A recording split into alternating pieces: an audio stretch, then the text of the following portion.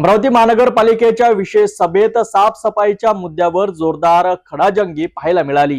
250 कोटींच्या कोणार्क कंपनीच्या ठेक्यावरून सर्व पक्षांचे नगरसेवक संतप्त झाले।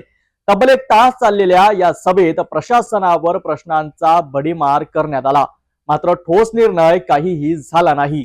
अमरावती शहरात कचऱ्याच्या आणि अस्वच्छतेच्या पार्श्वभूमीवर बोलाविण्यात आलेली मनपाची विशेष सभा चांगलीच गाजली। सत्ताधारी आणि विरोधक अशा सर्वच नगरसेवकांनी प्रशासनाला धारेवर धरत कोणार्क कंपनीच्या कामकाजावर तीव्र नाराजी व्यक्त केली। नगरसेवकांनी ठेक्याच्या अटींचे उल्लंघन होत असल्याचा आरोप करत दर महिन्याला अहवाल देण्याची मागणी केली।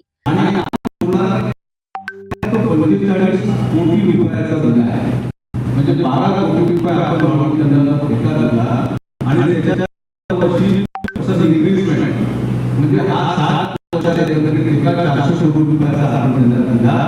400 कोटी रुपये साफसफाईवर लागत असेल आणि मी 2 वृत्तपत्राचा संपादक आहे। मी नगरसेवक झाल्याबरोबर माझ्या बाजूची नाली साफ करते, त्याच्याबरोबर कधी झाले म्हणजे मला जर माहिती असतं तर नगरसेवक होण्याला नाली साफ करतो, मी अगोदरच नगरसेवक होतो असतो। 2 वृत्तपत्राचा संपादक असं नाली साफ होत नाही।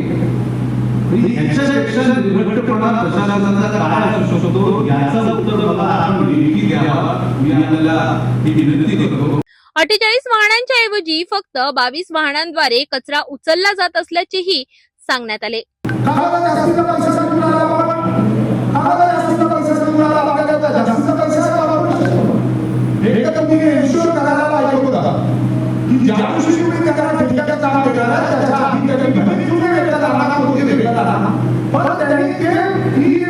व्यवस्था आहे ती त्याची करायला पाहिजे।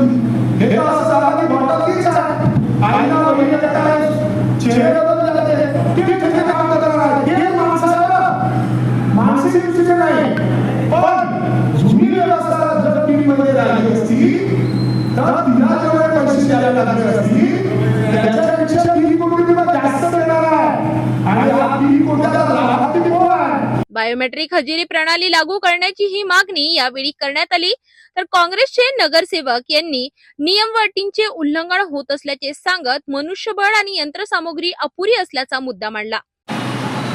आम्ही लोक महाराष्ट्राच्या महापौर परिषदेचे पदाधिकारी आलो, मी महाराष्ट्र महापौर परिषदेचा उपाध्यक्ष आलो, मी लोकच्या ठिकाणी पदाधिकारी आले, आम्ही 2 लोक महाराष्ट्र महापौर परिषदेच्या पदाधिकारी म्हणून काम केलं आमच्या कार्यकाळामध्ये।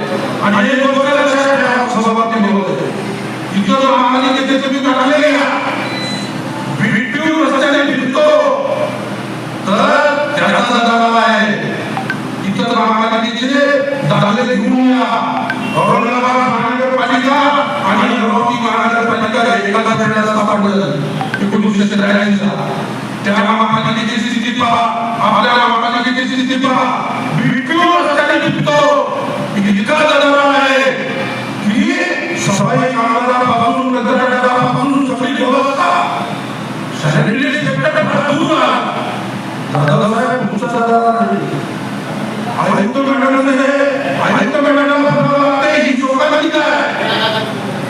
आयुक्तांचं प्रत्यक्ष माहिती घेणे आणि त्या आरोग्य विभागावर लक्ष ठेवणे आणि त्याच्याकडून काम करून घेणे ही जबाबदारी असताना तुम्ही खालचे लोक काम करत नाही म्हणून नाईलाज असताना आयुक्तांना फिरावं लागतं। सभापती महोदयांना फिरावं लागते।